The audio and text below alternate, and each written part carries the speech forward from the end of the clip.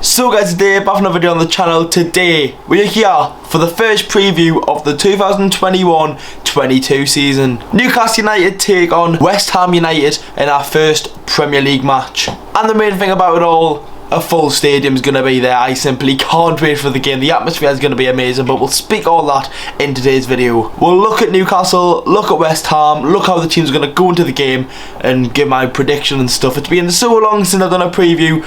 It's been so long since I've looked at other teams while speaking on YouTube about them. Obviously we speak about Newcastle, their situation and stuff, and boys, we're finally back with the videos and finally the grind for the 2021-22 season. Make sure to leave a like, boys, subscribe to the channel if you haven't already. We're getting closer and closer at 10k subs, so if you could go and subscribe, it would mean a lot. Anyways boys, let's get into the video now. Let's start off by looking at West Ham United. So then, West Ham obviously last season had an amazing season, getting, I think it was 6th in the league, European football. They done brilliant, and fair play to them, and they've had a really good pre-season. The only thing is, they didn't pick up any points against Newcastle at all last season.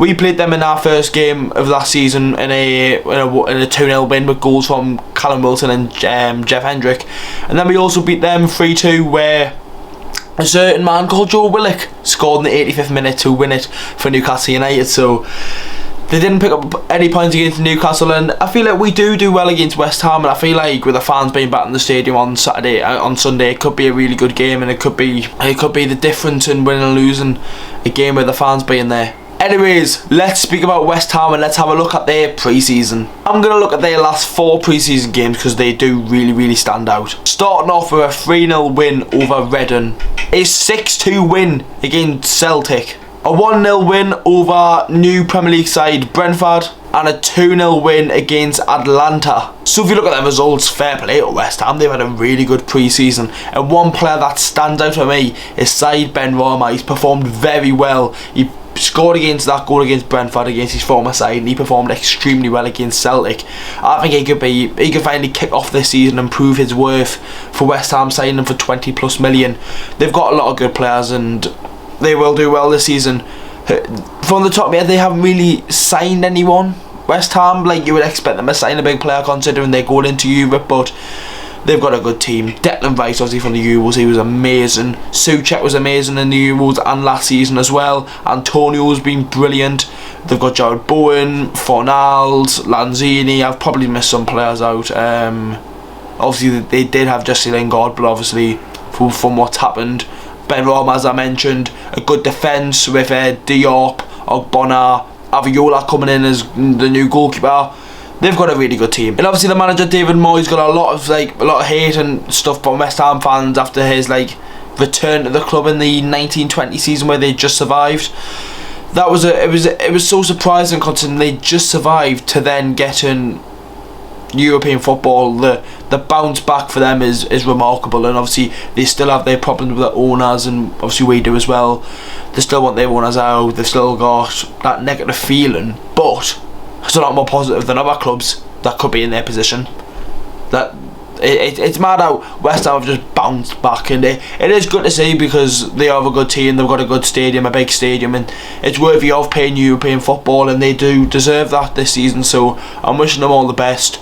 Apart from Sunday, I'm wishing them all the best in the season. I'm wishing them very well in Europe. It's good to see an English team do well in Europe, and obviously it was a bit shit last season with Leicester not really performing. I think they got beat against Slavia Prague. Most of the West Ham players are there now. I say most, 2 of them, but I mean, it'll be good to see them do well in Europe, and it'll be different as well because obviously how they line up in Premier League matches to European matches. It's going to be an interesting one. For me, West Ham still need that striker. They still haven't sorted out their striker situation. They've had many strikers at the club. I mean, I know Antonio's a good striker, don't get us wrong, but he can get injured a lot, which is a bit of a shame. They need that striker where they can stay with and link with and always going to be there. They tried Haller, 40 million, didn't work. They've tried other players over the many years, like Zavarte and Valencia, and they're just trying to get that mix of strikers, and I think they just need to find the one. If they signed, I don't know, maybe a youngster who's doing well in a different league, someone like Isaac from Real Sociedad, he would be a brilliant signing for like a team like West Ham who are in Europe as well. They need that striker, they need that force, and they need that player to build off, sort of thing. So I mean, that's the one thing I look at. But I mean, I'm not a West Ham fan. I don't watch any of their pre-season games. I can just see the scores. I've just seen brief highlights and stuff. But lads, big game Sunday, so let's speak about the Mags. So then, Newcastle United. It's been a bit of a doom and gloom at the minute. At the minute, we are still waiting for the Willock news. This video is I'm recording this at 8:30 on Wednesday, so this is going out the Thursday. So I honestly don't have a clue what's happened now. Apparently, we're still negotiating his personal terms, so we'll have to wait and see on that one. But never how this video could go up, and then Willock's been agreed to sign and everything, and he's on his way to Newcastle for medical and stuff. I don't know this now, so I want to say that now. We're still yet to make a signing, and our team's got worse than last season because we've lost players as well. To be fair, we've got rid of a lot of deadwood which needed to happen, like Atsu, Servet, Muto, Andy Carroll. There's loads of players that we've got rid of, but that should be a reason to sign more players. We haven't even got a first 25 name squad. We've got 22 players who are going to go into that squad, because if you submit them players into the Premier League squad, it's hard for them to play in the under 23 games and stuff, because they'll be training with the first team and not getting any match time. So we need to sign the players to get up to the 25 man squad, so we've got enough players to fucking play, and we don't want to be just hiring youngsters in because it's putting pressure on them. It really is. Like, Elliot Anderson's been there for a year now. I think he's fine. It's someone like Joe White who it looks like a good talent, but just putting him in there for the sake of putting him in there because we haven't signed anyone, it's pointless. It really is. But obviously in our last pre-season game, we performed very well against Norwich. We performed very well in the second half, and players really stood out. John Joe Shelby for me came on and changed the game. Alan St Maximin was absolutely outstanding, and Ryan Fraser, this has got to be his season, because last season was such a disappointing season for Ryan Fraser. He needs to run a games, and if we can play him as much as we can, the better we're going to have out of him. The more we play Fraser, the better outcome you're going to get. It's simple as that.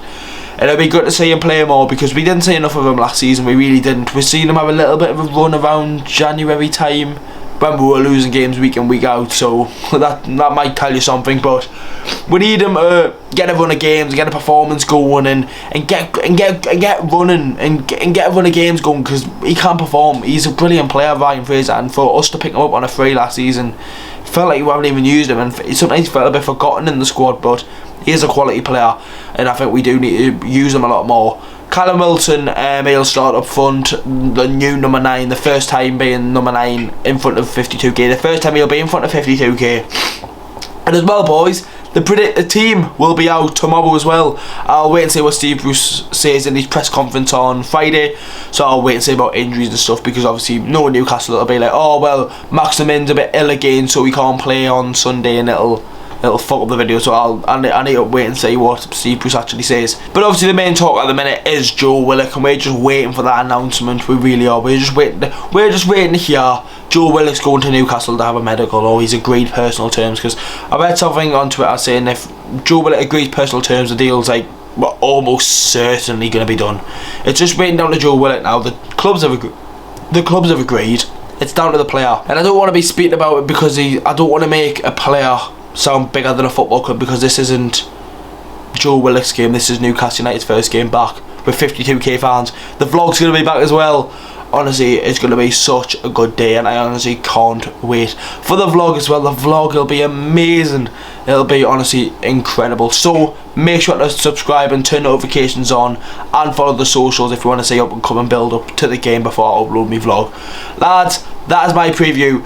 Let's say a prediction now. It's the first time I'm going to be back in St James's Park with a full stadium. I'm going to go 2-1 Newcastle, Jacob Murphy and Callum Wilson to score. There we go, boys. That's my prediction done. Make sure to leave a like, boys. Subscribe to the channel, And yeah, massive game on Sunday. I can't wait. Make sure to check the vlog out when it does come out on the channel. It will be incredible, no matter if we win, lose or draw. It'll be an incredible vlog, and a vlog to remember.